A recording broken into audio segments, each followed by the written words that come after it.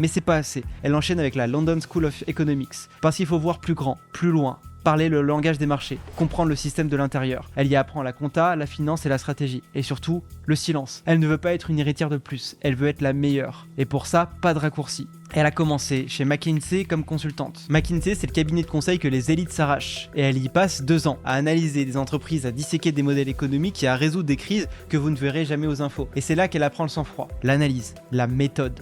Ensuite, elle entre chez LVMH. Pas directement en haut, elle commence dans les ateliers. Elle a débuté chez Dior aux côtés du créateur John Galliano. Elle observe les coupes, les tissus, les essayages. Elle veut comprendre le produit. Le luxe, le vrai, celui des mains, du savoir-faire et du temps. Elle apprend ce que ça coûte de faire une pièce exceptionnelle et ce que ça rapporte de la vendre au bon prix à la bonne personne au bon moment. Et elle gravit les échelons sans bruit. Et en 2003, à 28 ans à peine, elle entre dans le cabinet de conseil d'administration de LVMH. C'est la plus jeune et la première femme. Et elle siège au board avec les plus grands noms de la finance et elle ne bronche pas, elle écoute et elle tranche. Mais elle ne s'arrête pas là. En 2008, elle devient directrice générale adjointe de Christian Dior Couture et elle co-dirige la maison emblématique, celle qui a tout lancé. Parce que si vous ne le saviez pas, Dior c'est la première marque de luxe que Bernard Arnault a possédée et donc c'est celle que son père chérit plus que tout.